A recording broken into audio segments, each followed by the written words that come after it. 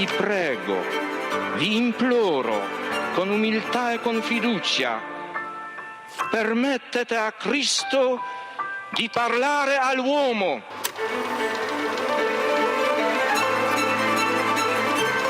Don Gius aveva capito il problema che avevo. Se la tua vocazione è vero, il tuo lavoro verrà fuori anche dai sassi.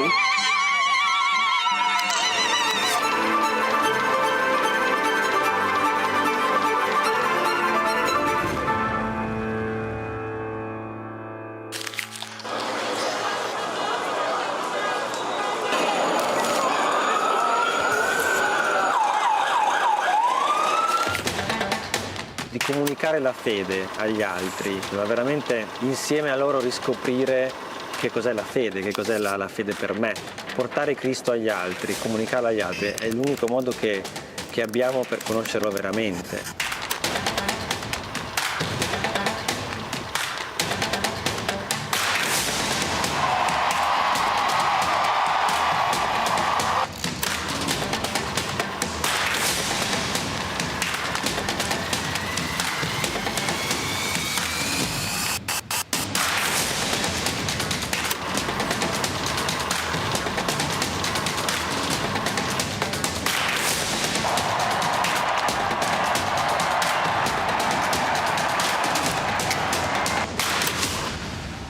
L'iter communionis aiuta a comunicare all'esterno la ricchezza di vita, di giudizi, di tentativi, di opere che nascono dalle persone e dalle comunità.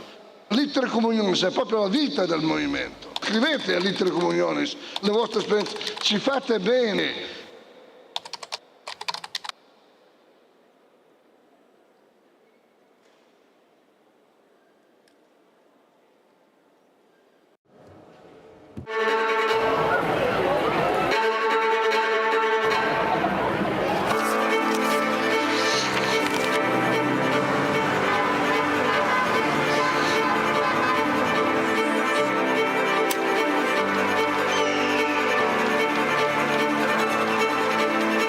Vi prego, vi imploro, con umiltà e con fiducia, permettete a Cristo di parlare all'uomo.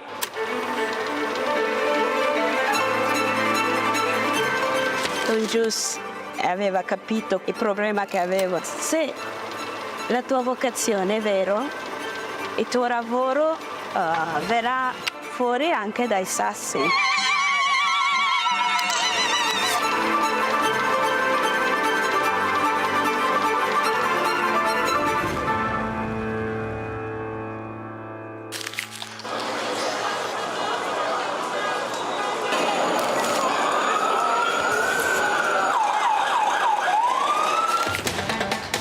Di comunicare la fede agli altri, ma veramente insieme a loro riscoprire che cos'è la fede, che cos'è la fede per me.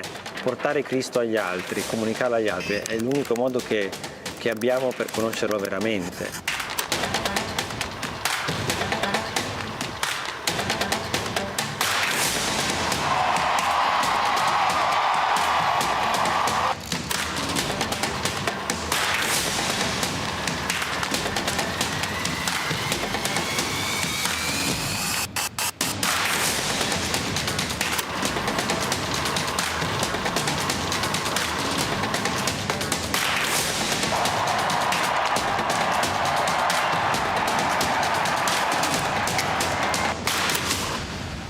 L'iter communionis aiuta a comunicare all'esterno la ricchezza di vita, di giudizi, di tentativi, di opere che nascono dalle persone e dalle comunità. L'iter communionis è proprio la vita del movimento. Scrivete all'iter communionis le vostre esperienze, ci fate bene.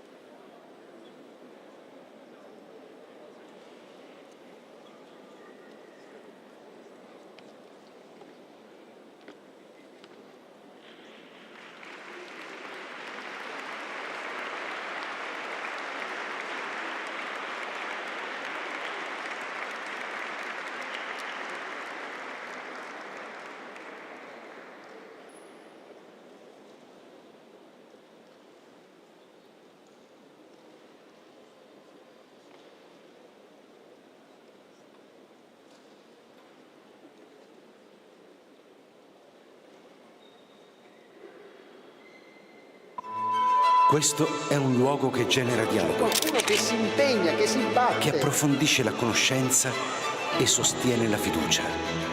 È un crocevia dove si incontra chi desidera il vero, il bello, il giusto e il bene. È una testimonianza di speranza nel cuore ferito del presente. E tutto questo esiste anche grazie a te.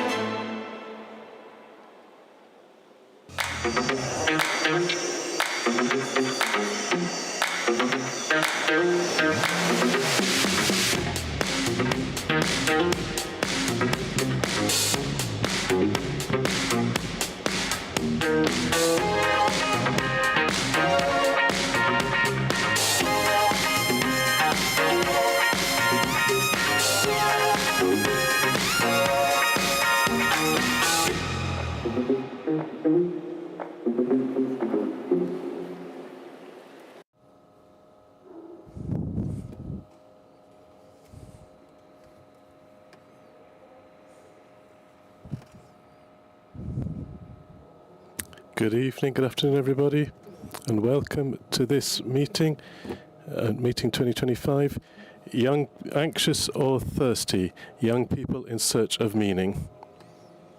In the vacant places we will build with new bricks. This encounter is really born from the need to construct with new bricks, with new modalities, to rebuild our approach to the world of youth, looking at the crises in the young people, but also the great potentialities of youngsters. It's a construction that's full of hope and responsibility, possibilities and challenges. There are many signs that indicate a profound change among young people. Some aspects are certainly positive and encouraging. For example, a greater openness to languages and different cultures. These days, youngsters travel abroad much more easily than in previous generations. But also, there are aspects that are worrying and suffering that require a deeper reflection. So the manifestations of distress are evident in the numbers across the Western world. I'll cite a figure from our own country, but there are many others. The Children's Hospital in Rome has an emergency room. In 2011, the psychiatrists were consulted in the emergency room 155 times. In 2021, 1,824 times. This number has gone up by 12. But we're not just talking about numbers. It's the very nature of the distress has changed. 30 or 40 years ago, and even more recently, the manifestations were very different. And today, so-called internalizing disorders, such as anxiety, depression, social withdrawal, eating disorders, and self-harm, these thoughts and acts in the suicidal direction, these things prevail. How can we better understand this process of change? What lies hidden behind this distress? What is its meaning? What can we do?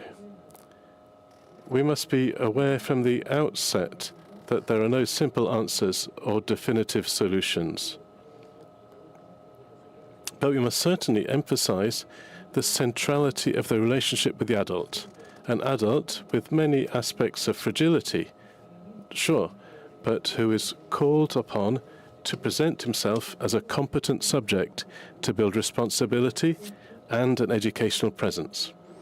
Maybe it's possible to rediscover the beauty and joy of reclaiming this skill, even in the face of the tragedy or dramaticness of certain events, by allowing ourselves to question ourselves and not to become trapped in a cycle of blame. But similarly, within these things should happen within normal educational relationships, like how to set up and manage their use of social media and so on in a constructive way, a theme that sparks much debate, but is really rarely deepened, really explored. We're pleased to have guests here who will help us to reflect and understand a bit more about what's happening, starting from a a deliberately diverse perspectives, because the human person can't be reduced to a single dimension, whether that's biological, psychological, or social. All of these are important, but none of them are exhaustive. So therefore I welcome and thank to Cesare Maria Cornaggia,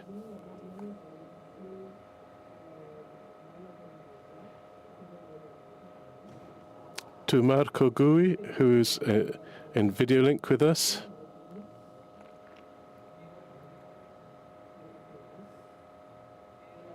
and to Luigina Mortari.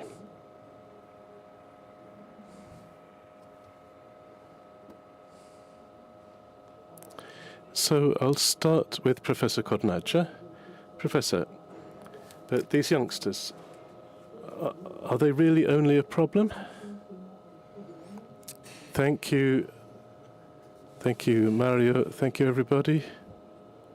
And I hope that I can manage to launch some reflections in this context that's so broad and that it kind of intimidates whoever wants to, or would intimidate whoever needs to speak about it. But I hope that also to leave enough things unsatisfied, because more than finding responses, I think we need to deal with questions.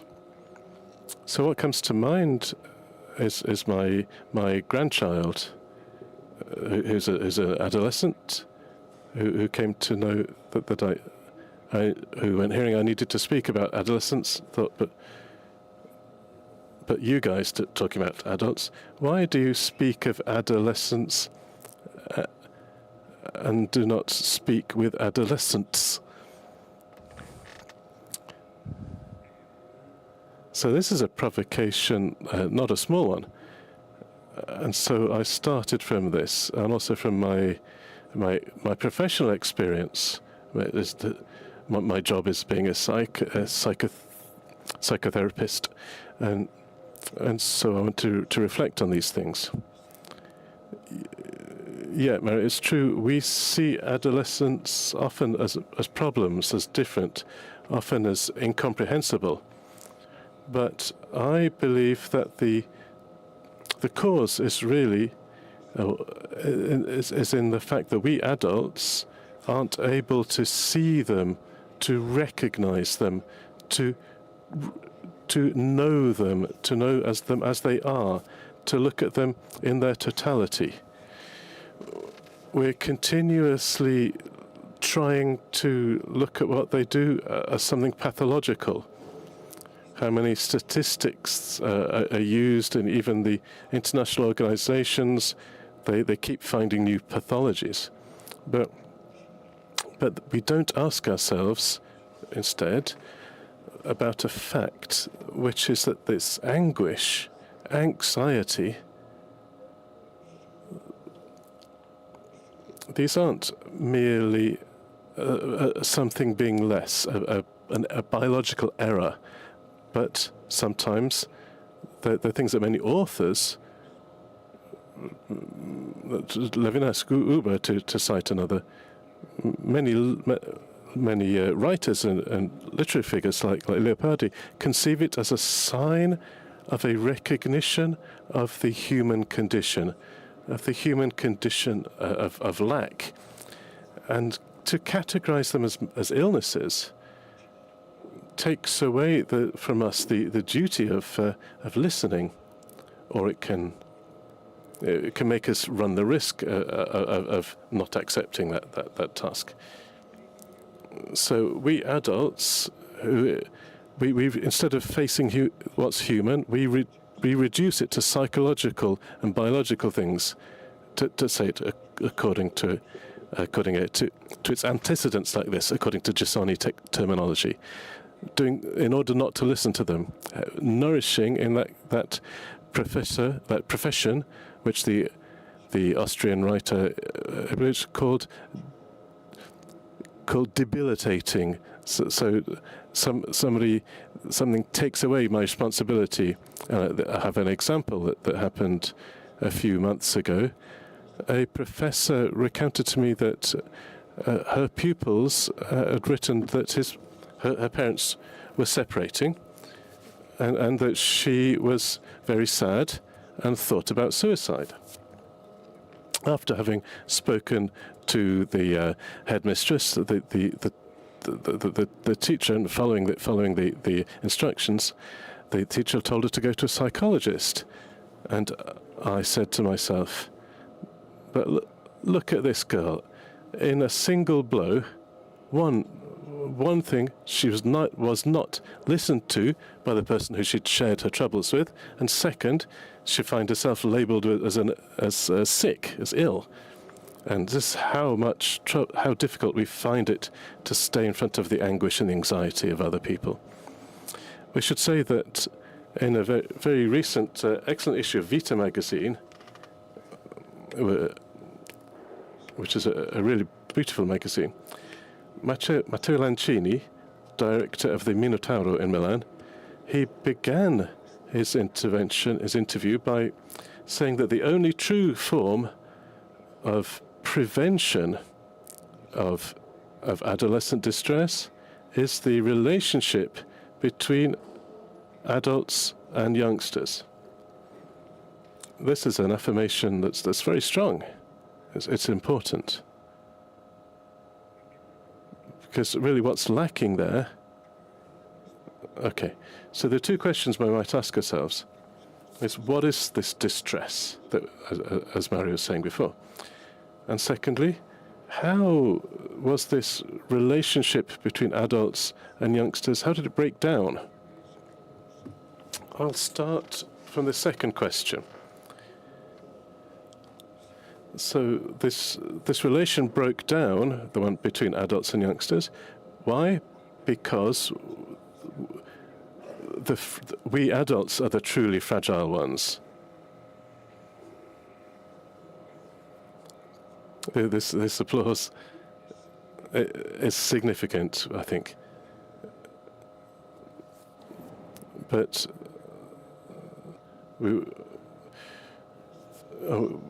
this should be the start for work, for a new work. We, the adults, are the truly fragile ones because we're not able to stay in front of our youngsters, of our children, as someone other than us, not as our projection. And we're not able to stay in front of their void, their anguish, their emptiness, their discomfort, their inability to hold it together. Because if we manage to keep it together, they will too. Lancini himself, on other occasions, he called this epoch the era of adult fragility. And maybe he was right. It's enough to look around to understand this, and often it's them who are protecting us. And paradoxically, instead of us protecting them, paradoxically, it's they who protect us. And they do it because they know that we cannot bear their suffering. I think of the boys and the girls who maybe cut their arms with blades, and you've seen it, cut their bodies, and then they cover it up, they hide it from their parents. But not because of fear of being judged, not because of shame, but because they know that their parents wouldn't be able to stand up emotionally in front of these wounds. So I'll go back a step to the first question. What is this distress that we see in front of us? Statistics tell us exactly what Mario was saying. The number of people going into emergency rooms, etc., they're full of situations like this. So child neuropsychiatry, there's ever more need for this, ever more demand. But I'd like to make an affirmation, and I feel very calm in doing it. These statistics don't tell us anything about what we've got in front of us. Let's ask ourselves what we've got, what we've given these kids, apart from a world full of our fears. Often an absence of looking at them. Have we really looked at them? Were we curious about them? Or have we just placed checks and controls on them? Maybe going back to the first question, maybe we should turn our adult gaze away from them and shouldn't start from the pathologization or criminalization, but I think what's lacking is that which Don Claudio Bucci taught the chaplain of the juvenile prison of Milan, where terrible things are happening. He wrote a book called "There's No Such Thing as Evil Kids." That's so important. A new perspective can also be born from, paradoxically, from knowing how to accept that even we don't have the solutions in our hand. That we must look out for it, we must seek it, but there's something that we can do straight away, and that is being next to them and in front of pain. In front of this suicidal thoughts, we can speak of suicide, not pull back. We can not define an illness as if it was what determines the child, because that's not the case. It's not that. But embracing the pain and its question, and asking ourselves if maybe we haven't forgotten about this question. Susanna, a 15-year-old girl who at one point in her life had done all kinds of things, maybe by the time she was 15 she'd done everything. But this, she wrote to me a while ago, says that we millennials, like those of Generation Z, we grew up in a period where there was no encounter with others, where you adopt non-confrontation as a strategy to live in the absence of conflict. You adults have taken away our right to confront as a shared construction, and you've taken away our right to seek the truth, and all of this makes us feel alone and disoriented. In this era, which we can call post-narcissistic or whatever, I think that's what we don't realize that we're doing, is that we want our children to be exactly what we want them to be. So, because if they weren't what they are, weren't how we want they are, we consider ourselves to be failures. The mandate given to these millennials is to be often what we want them to be. Maybe for a while they can do that, and then let's not be surprised if one day they punch us or they destroy our house because we haven't seen what happened inside them in the mind while this was going on. But another time, I gave a couple of reflections about this. The first was that we can't evaluate what is happening just with psychological models. I mean, it's right. As Mario said it right already. But he said pathology isn't as it was once upon a time. There's a different situation in front of us now. We as professionals are called to look for new parameters, new paradigms to understand what's happening.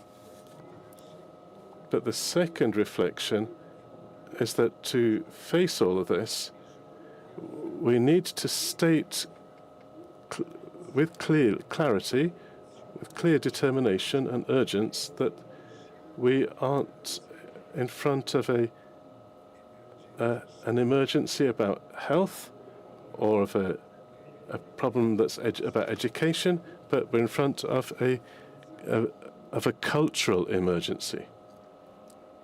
On that occasion, I thought that what we see happening in our adolescence is the expression of an I that's an I that needs an encounter with a true relationship that will re-evoke it, will call it out.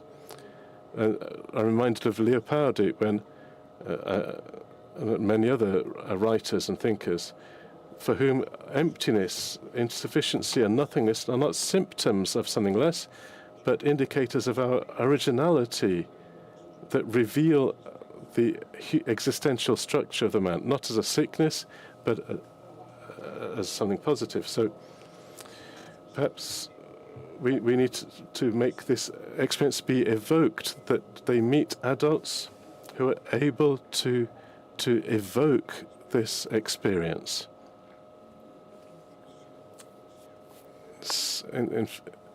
In summary, I think, going back to the question, I think we're in front of adolescents who are seeking to help you understand. I'll go back to Susanna, the 15-year-old girl from before, when at a later time she said to me, starting from my experience, I can say that we are a generation that has received a great desire, that we are a great desire and a great need for good. That's what I said before. We feel ourselves to be lost and alone, as if carried by waves that throw us from to here and there in our seeking. They each give us an idea of good, of health, of money, of Pilates, of boyfriend, girlfriend, or of getting high, of drugs. We let ourselves drift without knowing in what the good we seek consists of. But we don't seek it so much. We wouldn't seek it this much if we hadn't grown up in a tempestuous sea. So listening to this use of reason like this acute use of reason from this 15-year-old, I conclude that these brief observations with two little steps that the I is not reducible to its antecedents, nor to any hypothetical illness that's not there. If the I needs to be evoked in an encounter with a fascination that provokes it, that provokes, like in Susanna, a shock that makes it emerge. Because the discomfort, that period in which she'd done all kinds of stuff, she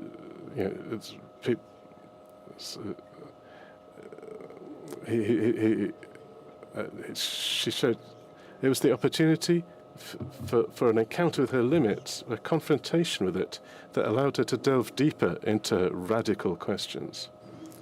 I think that we adults shouldn't continue to ignore these questions. We really shouldn't. We shouldn't carry on not seeing them as deep questions. That were also expressed by the rapper called Marrakesh. 100 things keep me moving, but I fill the time and not the void. And going back rather to what in Seveso Julian Caron said, starting from a dialogue between Luigi Giussani and Giovanni Testori, quoting Giussani, a person's recovery begins with bumping into, encountering a different person who's not solitary, who can then act as a catalyst for energies that have long been lacking. If you let me have one final point, I think it's important to pause for a moment on the adjective that Giussani uses, a presence that's not solitary. This adjective, non-solitary, harks back to what I myself hoped for, namely that the current emergency is cultural. We need not so much, or not only a parent, a man who's good, but to construct a context that's able, in terms of relationships, of humanity, that can risk and provide new paternity, able to listen, to put itself into play to hold up, to support the pain of the other, and above all, able to dialogue with the other with no merciless judgments.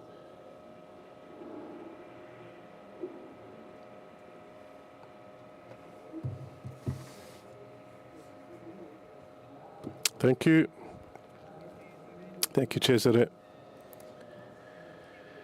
Now I'll ask to Professor Gui, from your point of view, from the point of view of your studies and your research, what could be the phenomena that are at the base of this change that we observe in the youngsters?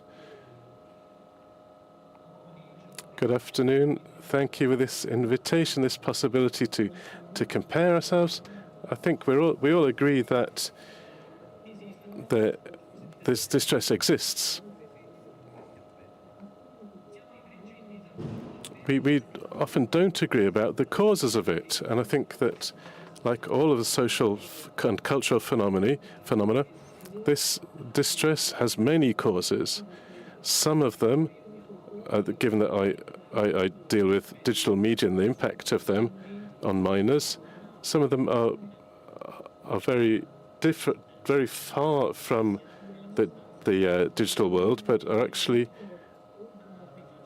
I'll give you an example. The fact that in the 1900s, with contraceptives, there were ever fewer children, and they were pushed back in people's lives. They became part of a project that was planned by the parents. And this is a change that has become ever more explicit, which has some positive aspects, certainly, the resources, the ability to give attention that the adults can have in front of the children.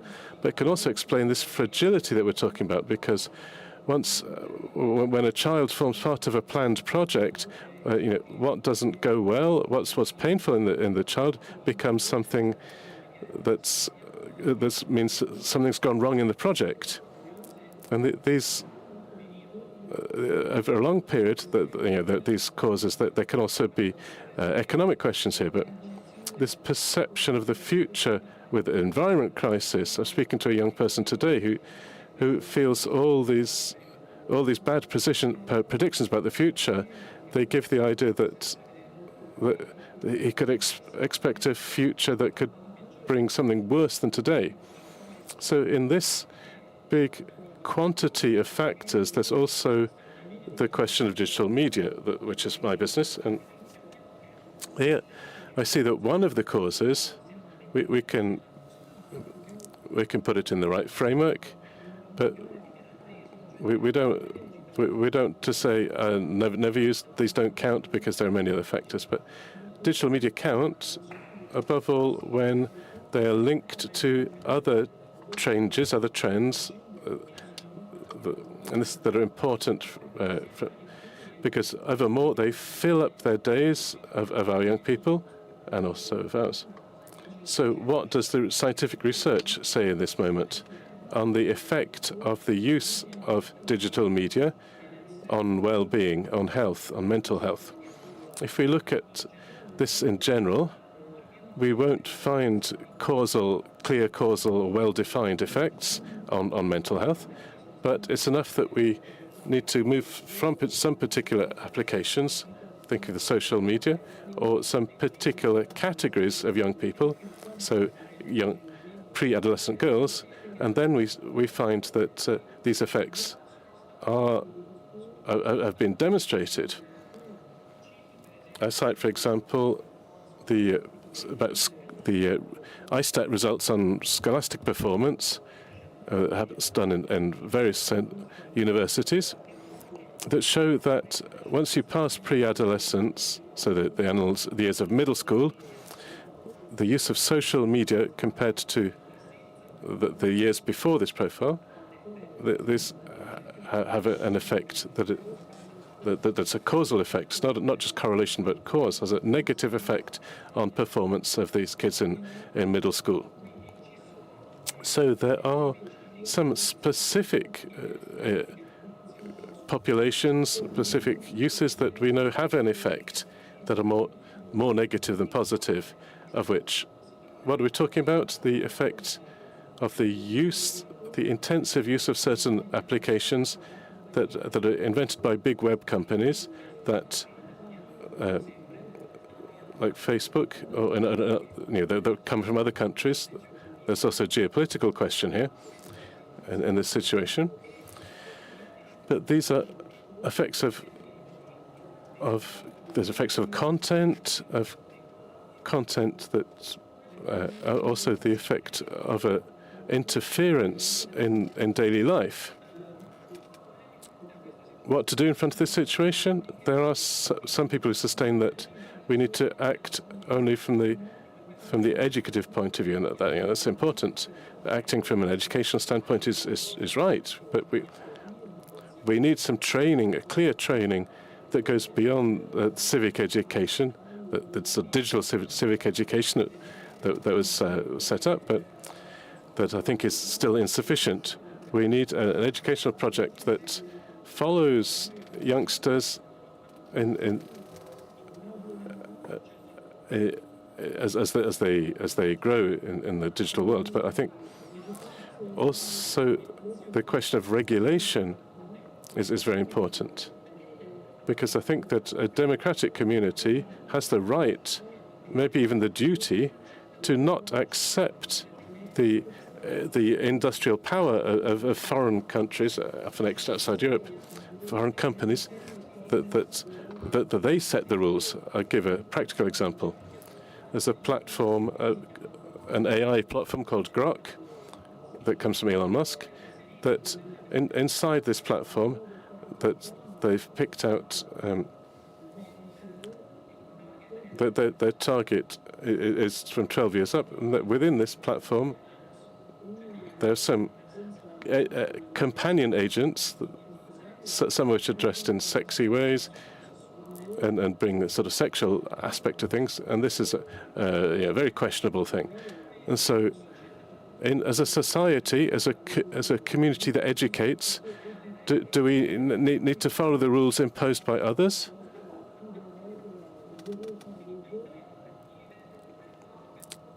In so much that these products in the life of our kids, or do we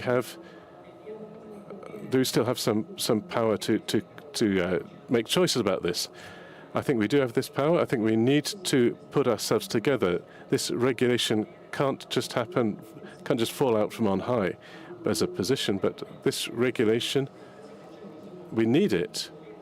Families, they can't wait that there be some kind of initiatives in which the social common social norms are decided, that to take very concrete decisions that every day they have in front of them. The condition for taking these decisions to unite the educative and the regulatory part is that there be a true discussion between the different positions that should bring many different actors to the table. I think the famous parable of the sower, and this encounter is called anxious or thirsting.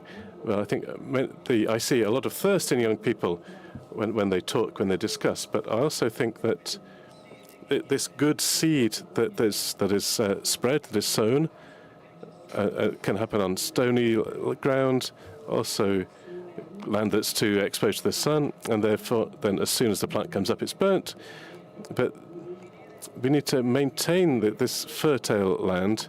We have some common responsibility for this. I think the educating community, I see it also as I see in this community a subject that must guarantee the conditions, the context in which that thirst can find water. I'll not let the conditions, the context, not leave this to economic actors that have quite other rules that may be legitimate, but they have quite different goals rather than education. So the experience of digital pacts that happened a few years ago from various people, various universities and charities and so on, this shows that there is a big need in this sense to find a common accord to construct social norms that are lacking right now. Social norms that have to do with practical things, but have the so the digital pacts are very simple. Families find themselves together locally to decide very simple things. At what age do we give the first smartphone to a child? When do we let them autonomously navigate without the parent being present? Because very few parents are able to apply a filter properly on navigation. And how long during the day? This seems really banal, but if you don't live this from the inside, you don't realize what a fundamental decision it is, because this shows a step into digital autonomy. Families struggle to take these decisions because they're in the midst of very different opinions, for one thing. There's no institutional voice that can give a direction to it, and so these families started to organize themselves, and this idea spread very rapidly. Even the contents of this debate changed over time. Now there are more than 160 of these things. At the base of this idea is the digital question is an opportunity for adults to share education objectives. So to see what is that, the educational part, but also the part of construction of social norms. I think that keeping these two things together, we can take a step forward in facing this, which is one. The digital media is one of the many applications in the digital world that are used so much by our young people, and there's a chance to face this factor, which is one among many that we've talked about. So I think finding families that can do this, is a problem that's both generative, also for an increase in the quality of dialogue that happens in many quite different situations. So I hope we have this chance with no taboos, even in face of regulation, that this will be very important, above all, for the development that in the near future we'll see of the various uses of AI, even in the field of education. Thank you.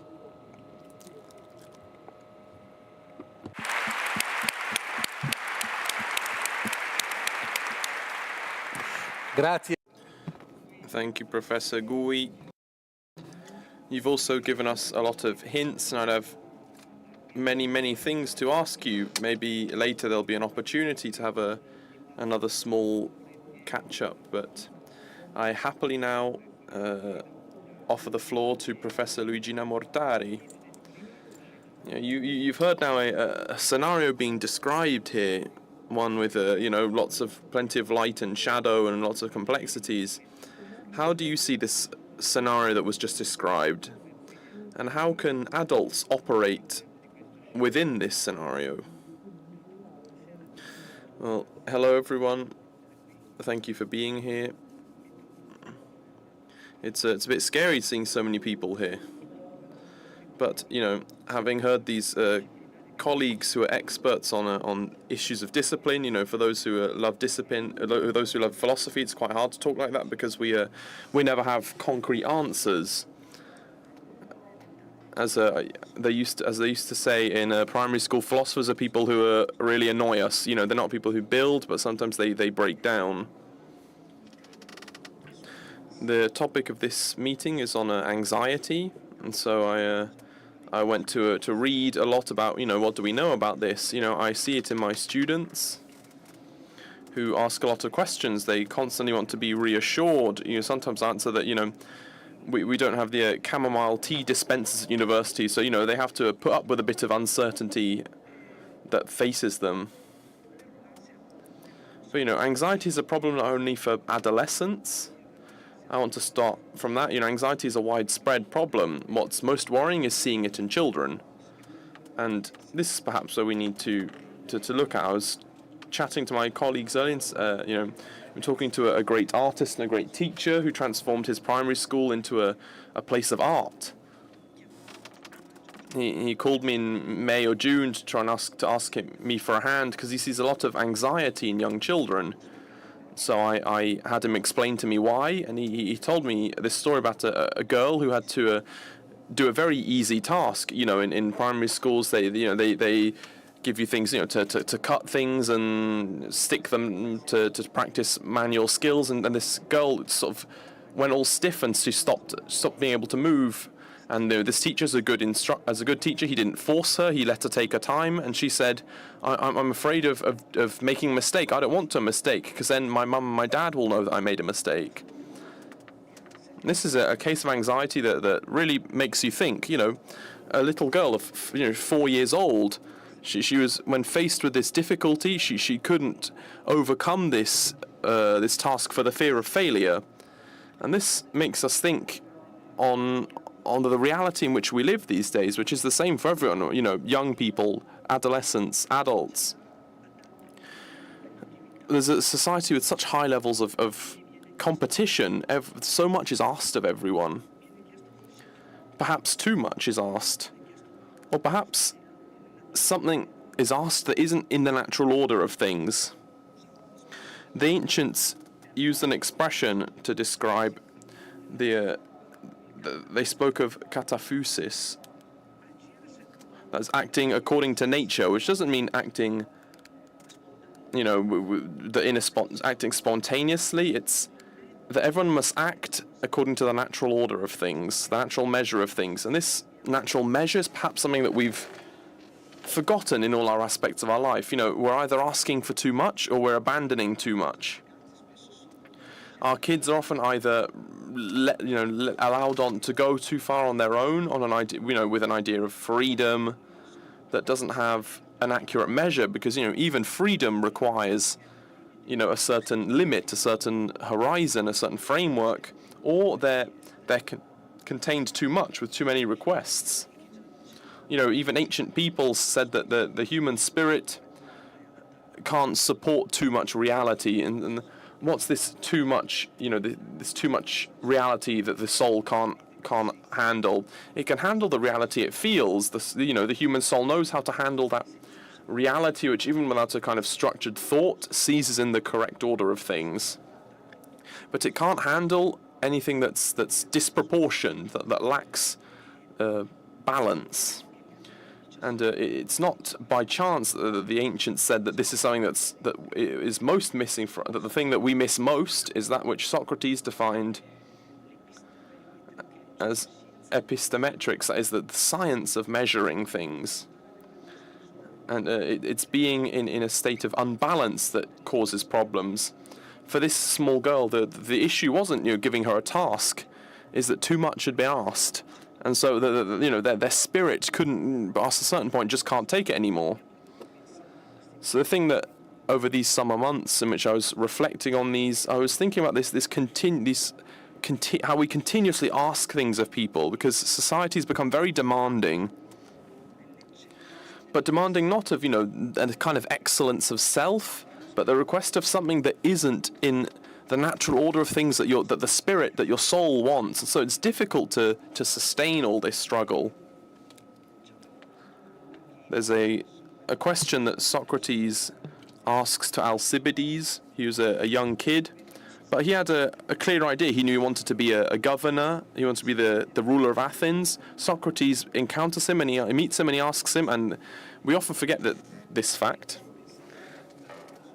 I don't want to think about ancient philosophy as one that isn't relevant with emotions. And Socrates asks Alcibiades, what's the hope that drives you? This is the question he asks him. What's the hope that drives you? What does it mean to hope? And this is a big topic, even at one of the Jubilee, the idea of hope, which is something that we often don't reflect on enough. Gabriel Marcel, this great French philosopher, identifies two types of hope: immediate hope and great hope, that which keeps your horizons high. When I explain this to my students, I say immediate hope is when you hope, to get 10 out of 10 on your exams, or to pass your degree with a distinction, or to win a competition. And this is fine. This is within the natural order of things. And then there's this great hope, which is a hope that puts us in a helps us communicate with the mystery and with immensity. And this is a hope that sustains us, and that goes beyond any kind of measure, any loss, any gain. And there's no recipe for this, to have this kind of hope in your soul. And yet, without this great hope, we're not capable of undertaking the great tasks of life. When Marthaus Bamna, the philosopher, it may sound like I'm wandering a bit, I'm rambling a bit here, but she said that when we want to understand great questions, the most important questions in life, the greatest behaviors of people, we're not able to. In reality, it's not true. That's not the case. But it often happens that we get lost in our thoughts, and answers are actually much simpler than we think. But when we're faced with people who have great hopes, and we ask them where they come from, where this capacity derives from, often through a reconstruction of their hopes, we can discover that they come from an experience of life, particularly in their early years, that nourished them with something great. And this is the fundamental act of education, is sustaining someone in front of any reality. That there's something that happens in the earliest period of your life when you're nourished by this, what Edith Stein called the vital energy that there is in the soul. When there is this thing which we carry with each one of us, it supports us even in the most difficult times. You don't need to explain it with science. There's something that's beyond any explanation we can give, and only an act of great trust or faith that we can make. And in these first years, something happens, and here's why it started from this little girl. Plato used an expression at a certain point. He said the heart of the soul. It's a great expression because the soul gives the idea of something that's inside. When he says the heart of the soul, he lets us think that something that's much deeper, that puts us in that helps us communicate with the universe and with what is sacred. And it makes you notice that the heart in ancient Greek is written ker. And your material is kairos, your strength. So why does Plato make this distinction? Because we're made of wax, and children are made of a very moldable wax, because no one's put their hands to it yet. But in the first moments of their life, when they enter into contact with reality, people begin to put their fingerprints on them. They begin to leave an impression, leave a mark. And these impressions never go away. They remain. And this is what Plato warns here.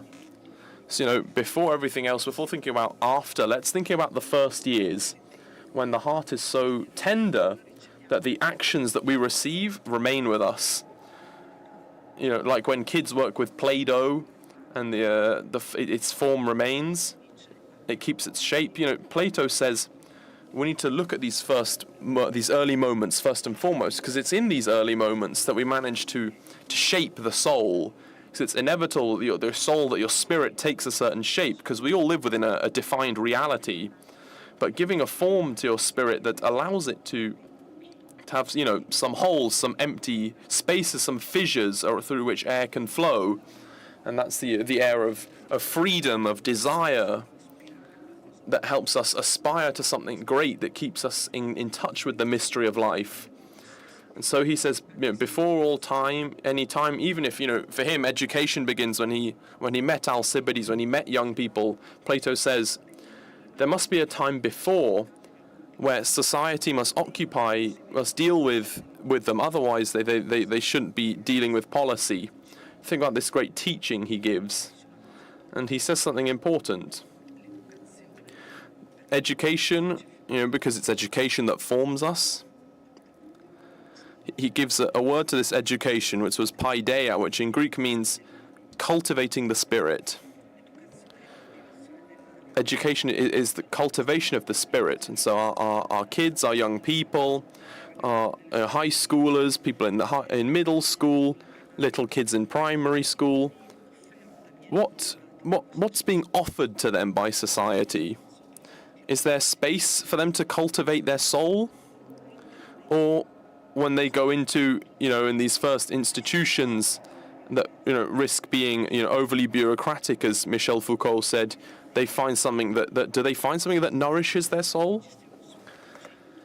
What we're missing here, that we're letting fly by, is that we're not recognizing that your time in school, which is truly fundamental, there are two institutions on which a society is founded. That's those for health, social ones that repair you when you're ill, and the school, which is the job of cultivating the soul. This institution that is school, that is education, has become a place of teaching, of instruction. And, instructing is very different from nourishing, because to instruct means to put in. And if we think about what happens often in these educational contexts, you pack into others' mind facts, and you don't give people the opportunity to breathe, to cultivate, to realize something beyond that's not there. When we keep our young people in a context in which they're constantly being asked, things being asked of them. It was a healthy question for the young girl to say it, and for the kid to raise it. You need to say, stop, there's a problem here. You can't ask so much of them, especially in a competitive sense, because what's being proposed is a society that's very competitive, and sustaining high levels of competitiveness is very difficult. Our colleague earlier was talking about these studies that were held earlier. Think about schools. How many exams do they have? How many tests?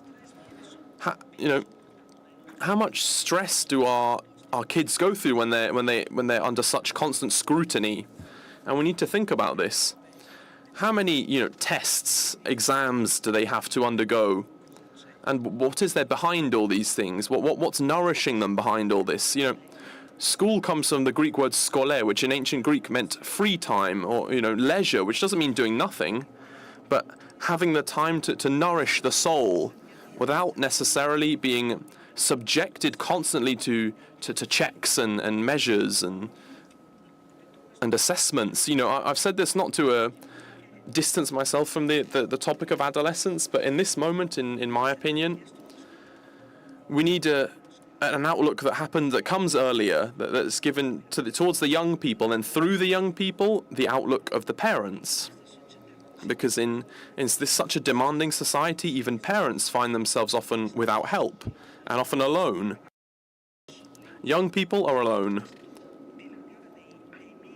in this ocean of social media. They lack a concrete relationship with each other. They're a heart in a body, and they don't meet their friends in person anymore, so they suffer great loneliness. But parents, how much time do you have? Obviously there are some more and less beneficial situations. How much time do you have for an encounter with the other that they can feel sustained? There aren't just fragile children and adolescents there. The human being is fragile and vulnerable by definition.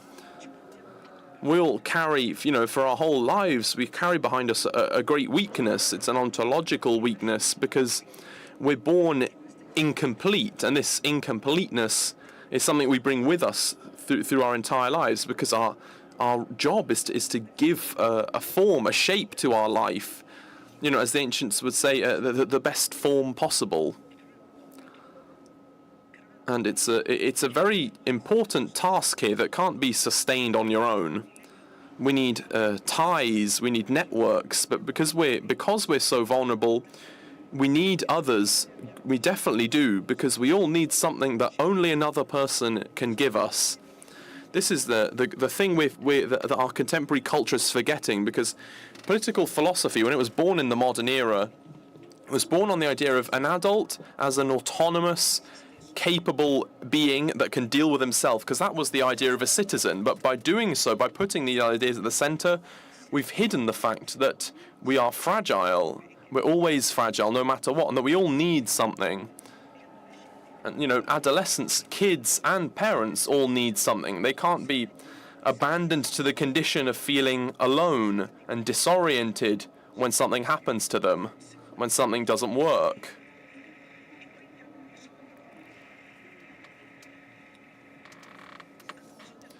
And so they need a lot of support that must begin, you know, back from when they create their family. You know, the state as a great institution that as an umbrella that reaches over all of us has a particular role, and this is something that's often forgotten as well. There's one of Plato's texts that's not often one of political works where he describes what politics is. In a certain point, he says, politics is the epimeleia koine, is the cure for the community. So who governs, he says in this text, must take charge and take care of the community, and uses an image here that then will become fundamental in the gospel, is the shepherd who takes care of everyone. And he must act in such a way that everyone can find the nourishment that they need. You know, this intention must be there for such a sense that no one must feel alone. They must all feel included in a community. But to build a community, this is another aspect on which, in educational contexts, we don't take enough attention to this. The word community means, you know, being together, a common support when we need it. It comes from the Latin communitas. And if you look into this word, it means cum munus, with the gift. You can build a community not if you ask, not only if you ask. Instead, rather, you need to do the opposite. You need to gift what you know, what you can do. And so when you work when you work in a way that's giving, then you can build a community. Once gifts are circulated, then you build something where everyone can find something within it. This is the great thing that's forgotten today. And I'll stop here. Thank you.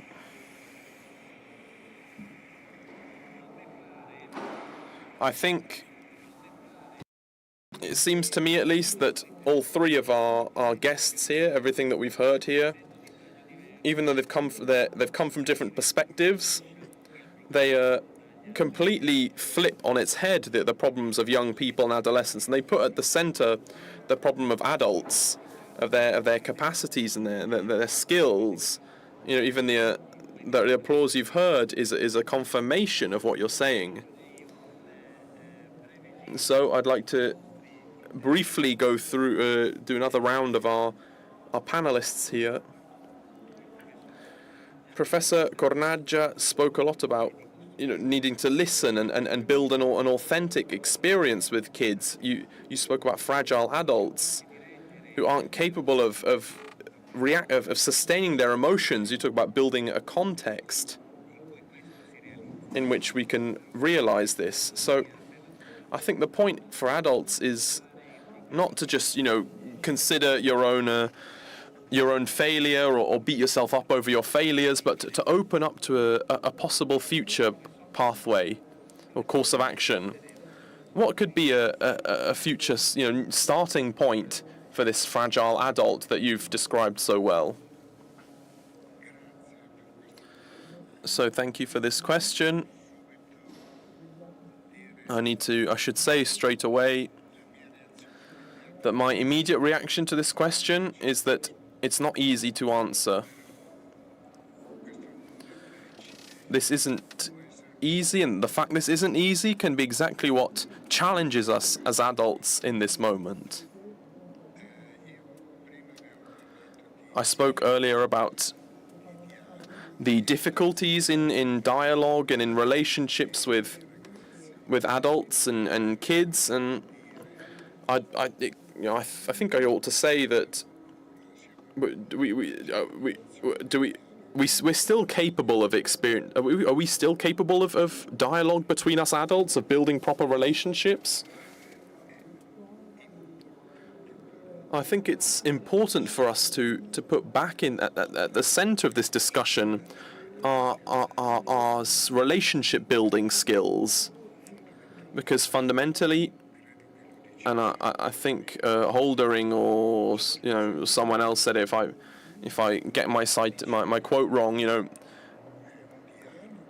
they said that man is a dialogue. We are a dialogue. This is the first consideration to make here.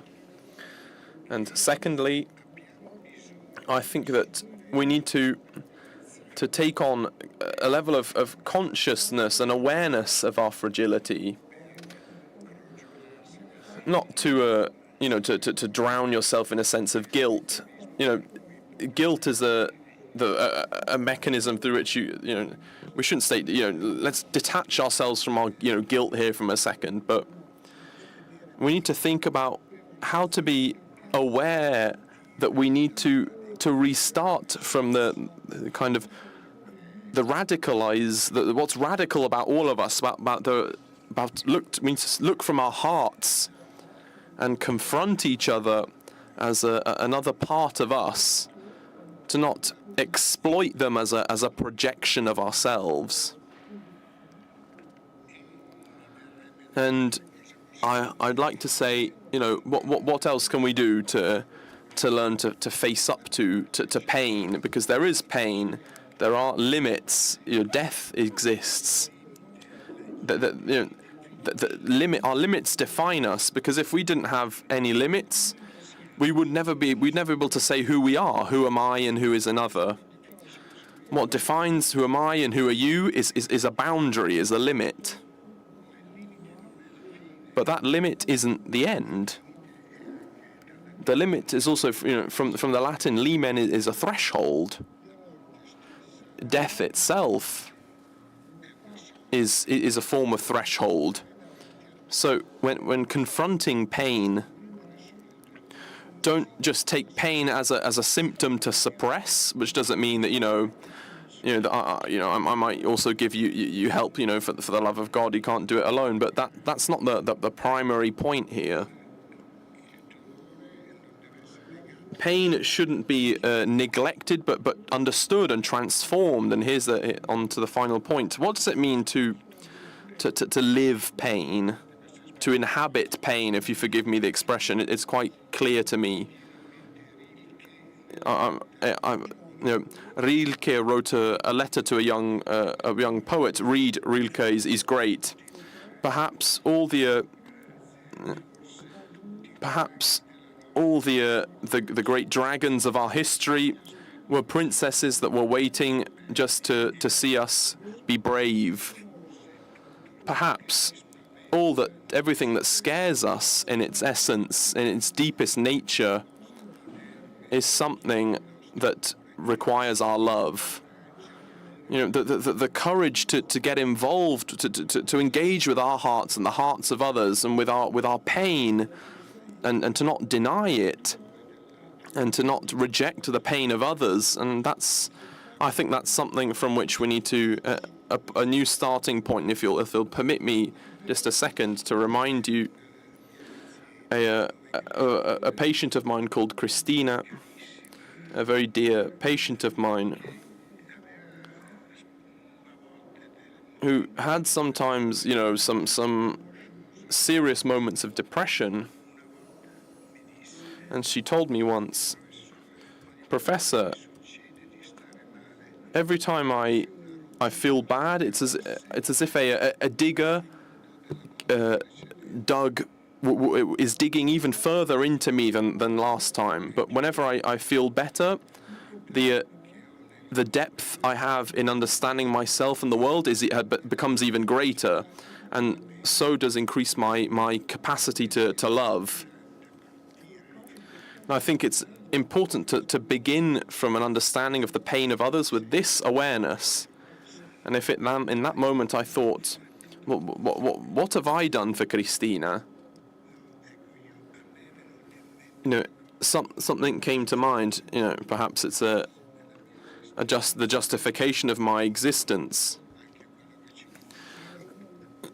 Even what Buber reminded us came to mind. It's not important to resolve, it's important to be there, to be present.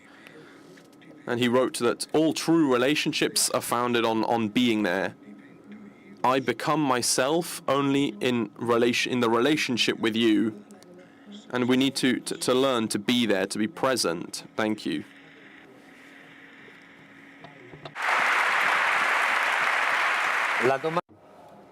The question that Professor Cornaggia asked was, are we still able to have relationships among adults?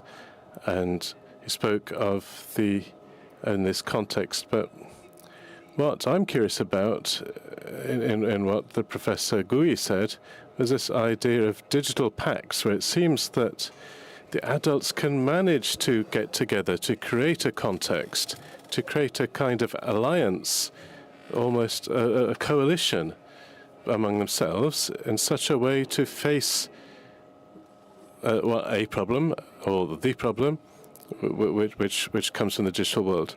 So can you dig into this a bit for us? Can you deepen this idea of digital pacts, please, Professor? Sure, thank you. In this framework, I see a lot with the question that the digital question is one of the many questions that families need to face and society must face. But in this question, I think there's a great loneliness, which is that families are alone on the digital question that I deal with, but also on many questions, because the problem is a new one that the previous generations don't really know how to give useful experience about, but institutions don't take much position about it, and that there's little opportunity to get together to share your doubts.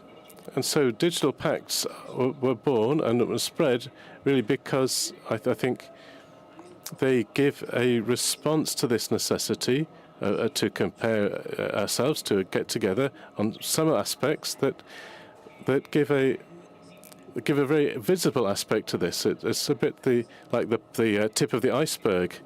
These questions of the kinds that were discussed. The age when you hand over a smartphone it strongly impacts on a family, where it's a decision, it's concrete and tangible.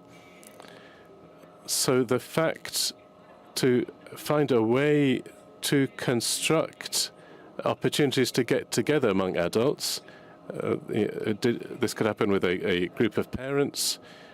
The digital pact is like this, and they put down some proposals about how to look at this digital learning, and so what the families want to construct in the access and the freedom of their children, and to their formation. What formation do they want to give to their own kids? It regards also the involvement of the adults themselves, who are called, while they need to regulate the use of these things, but also realize that they too have a problem. And so maybe improving their own use, take on the task of doing that and asking the same thing of the youngsters to help them in this.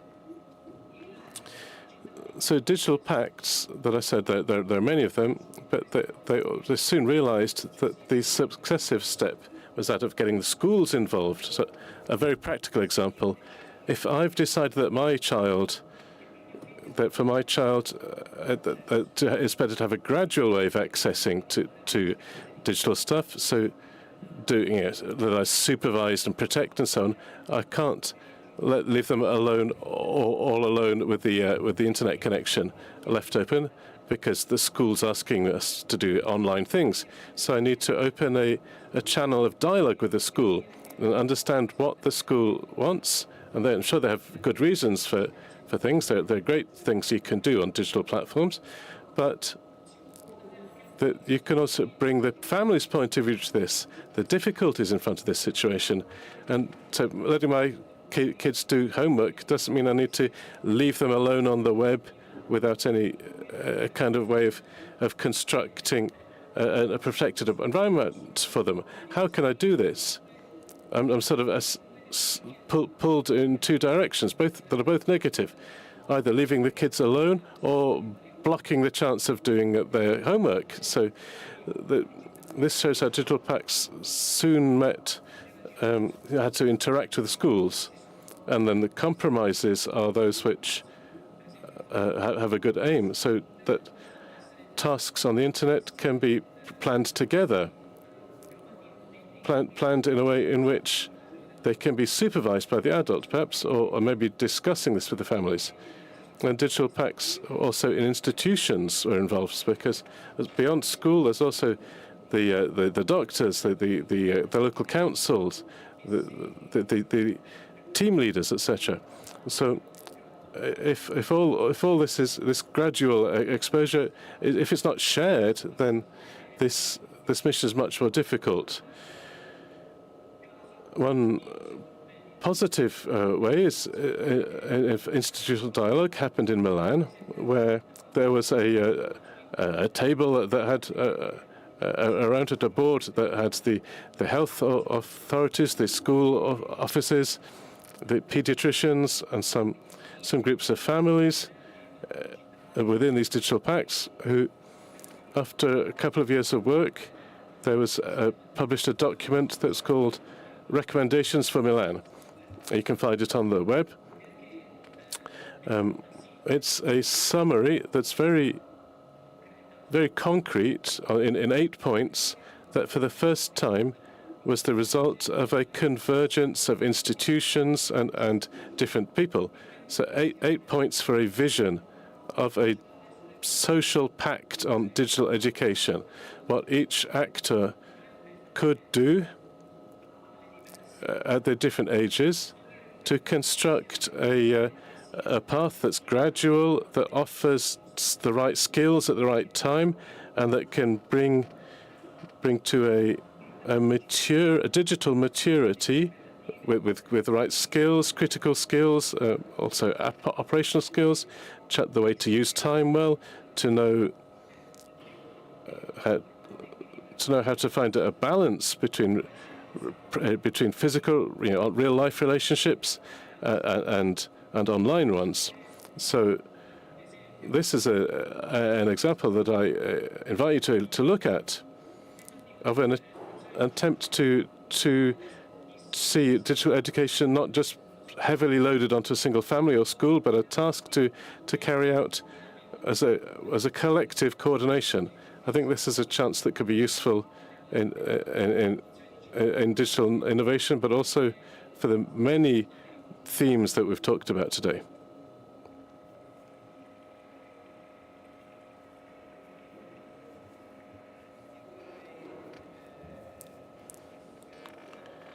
I think this thing is very important, as Professor Gui said, so giving concrete guidelines, concrete ideas. But I want to go back with Professor Mortari. Professor Gui was speaking of this great solitude, loneliness of families.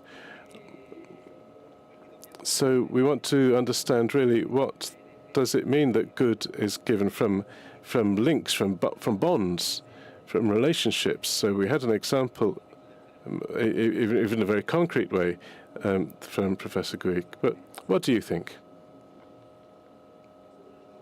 So this affirmation that good, there's no good without bonds, you find it back in Plato.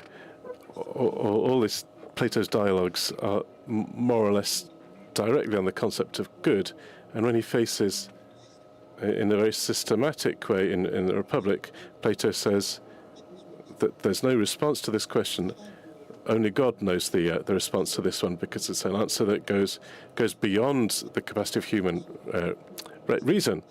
But there's one bit where he gives a definition, which is that good exists where there are bonds, where there are links, where people aren't alone, where they feel that themselves in a network, to use a contemporary phrase, they feel themselves inside a network that holds them together. So what's missing to do this, which comes back to the topic of education, because which is crucial in people's life, the education that forms you, and educating comes from cultivating, from caring for people. But in the work of education, of cultivating the being of another person, often we lose sight of this thing about making bonds, links, because we've got a lot of words, they say. When we forget certain words, we forget ways of looking at reality, because with words, as the analysts say, you construct and reconstruct worlds. So if we have a poor language, we don't see much world. If we have an ample vocabulary, then we have a better ways of seeing. We have more ways of seeing. So when the Eskimos speak of the white of snow, if they've got an infinite series of adjectives, whereas we just say white, means that when they look at snow, they see many more things than we do. So when there's some words that are missing, and one of these ones is friendship, and I think when the colleagues were speaking before, friendship is the sense of the deepest bond, and it doesn't happen by chance. It happens if we cultivate it. Friendship is the highest link, said Aristotle. Without friendship, you can't build a city. And why is it hard to cultivate friendship? Because, as the other colleague said, as a great German poet said, friendship is the example of the true colloquium, the true dialogue. Friend is that who wants the good of the other without asking anything for himself. So the good is a higher expression.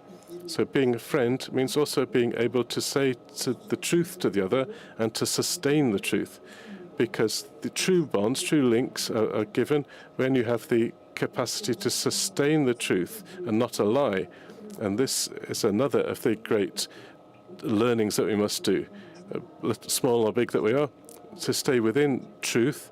We mustn't lose sight of the word truth. Staying within truth is difficult because there's a bit of narcissism that stops us from sustaining the truth that we say to each other. And this other philosopher said, keep adulators away from you, keep flatterers away from you, because flatterers don't let you see what you really are. And only if inside the truth of yourself can we manage to have a relationship of truth, and therefore to construct the true bonds, true links. Linked to this aspect, the other great teaching that I think should be always picked up again, when Socrates is called in front of the judges and has to defend himself, he gives a great speech about education, about cultivating the most important things. And he says that the problem of our days, back in Athens, before Christ, and look how contemporaneous, how relevant this is now. When I see young people today, I see that they're too much looking for glory and riches and honor. And in this, looking for these things, they forget the things that give them meaning to existence. And he cited three of these. Three's a perfect number. He said, what's missing is the seeking for truth, let's say, and this Greek word has an alpha in front of it, which means it's the capacity to unveil. So we often don't want the others to unveil ourselves, and we often don't want to take the veil off ourselves. Staying in a relationship of truth this is fundamental. And then it adds two other important things: the virtues. We need to stay in a relationship with a virtue, and virtue is something very strong, without which nobody would exist. And phronesis, which is wisdom, the ability to decide things well. So these, he says, are important movements to make happen in your spirit, because each one can find within themselves what's right, and what is right. And he puts right as the first place in the concept of good. Is if you're in a just relationship, so I wouldn't call it justice, but justness. When you're in a relationship of justness, you know how to build a bond, and the other knows how to stay with you, how to be there with you. And this is very tricky. It's easier to please the other than to stay in a rigorous situation of truth. But this is what will let us be in the right relationship, the right measure with reality. And if you're in the right relationship with reality in yourself, you can do that sort of motion of great conversion, which Plato talks about, again, the conversion of the spirit, which lets you find that the thing that moves everyone, that we all fear to talk about, and often when you speak about these things, you're accused of just being a goody-goody. And so this thing within us, the desire of good, it's a very high desire, and that recalls a great truth on this thing, requires a great severity with respect to your life, but also a deep dedication to stay inside the necessity of good. So to rediscover these things inside a relationship of freedom, of a friendship, means to open to the world a vision that lets you rediscover that great fragility that's within us, but also that great strength which is deposited in our spirit at the beginning of time, which needs to be cultivated and nourished in every moment. The little ones, the middle school ones, and the big ones. Thank you.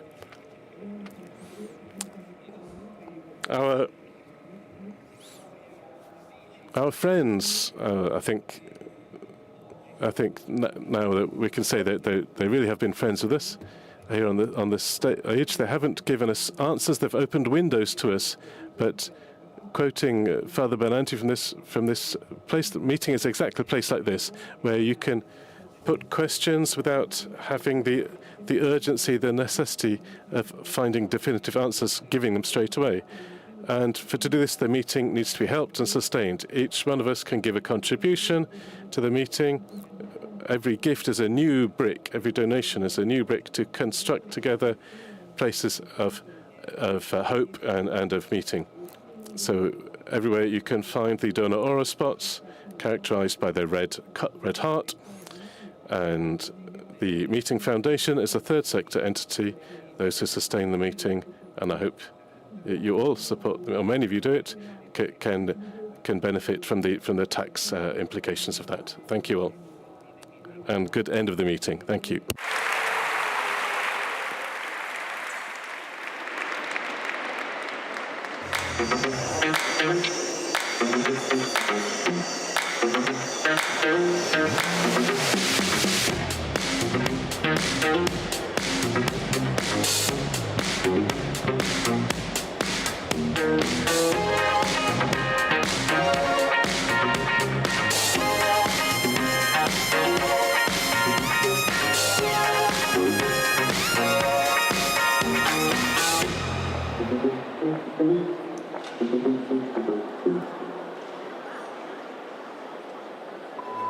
Questo è un luogo che genera dialogo, Qualcuno che si impegna, che si batte. che approfondisce la conoscenza e sostiene la fiducia. È un crocevia dove si incontra chi desidera il vero, il bello, il giusto e il bene. È una testimonianza di speranza nel cuore ferito del presente. E tutto questo esiste anche grazie a te.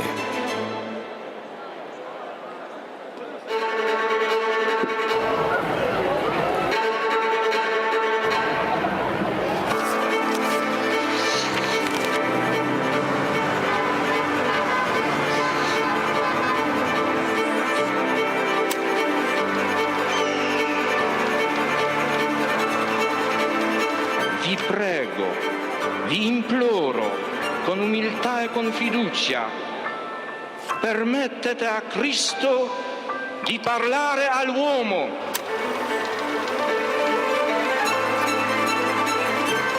Don Gius aveva capito il problema che avevo. Se la tua vocazione è vero, il tuo lavoro verrà fuori anche dai sassi.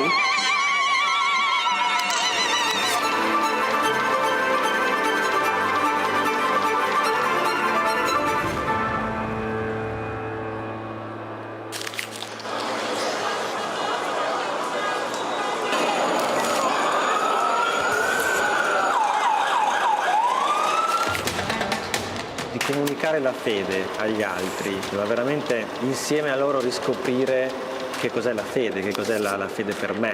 Portare Cristo agli altri, comunicarlo agli altri è l'unico modo che abbiamo per conoscerlo veramente.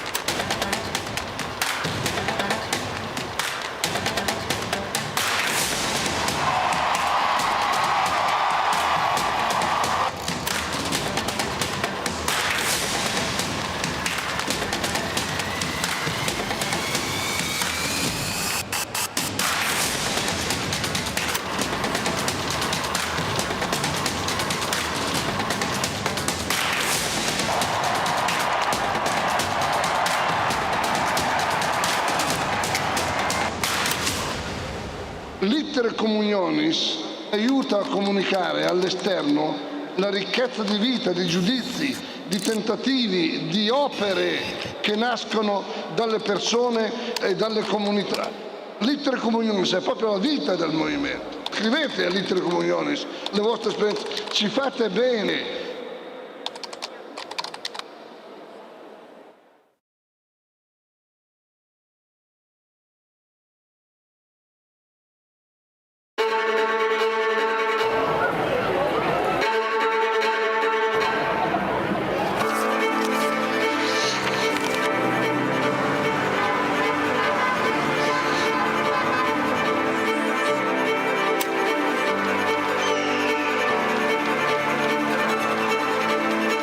Vi prego, vi imploro, con umiltà e con fiducia, permettete a Cristo di parlare all'uomo.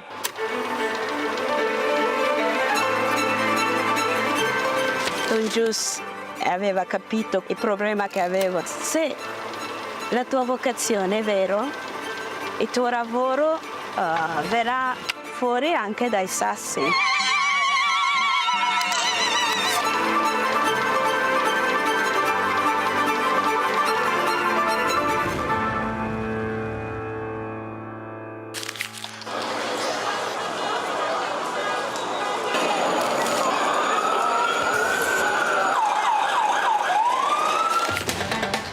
Di comunicare la fede agli altri, ma veramente insieme a loro riscoprire che cos'è la fede, che cos'è la fede per me. Portare Cristo agli altri, comunicarlo agli altri è l'unico modo che abbiamo per conoscerlo veramente.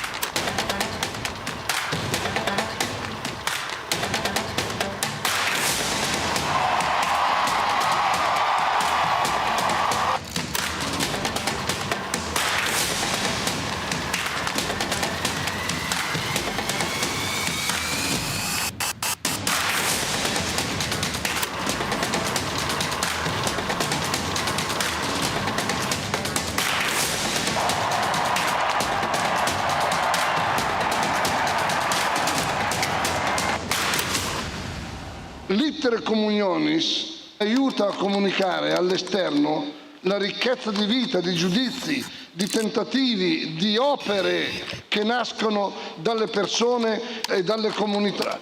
L'iter communionis è proprio la vita del movimento. Scrivete all'iter communionis le vostre esperienze, ci fate bene.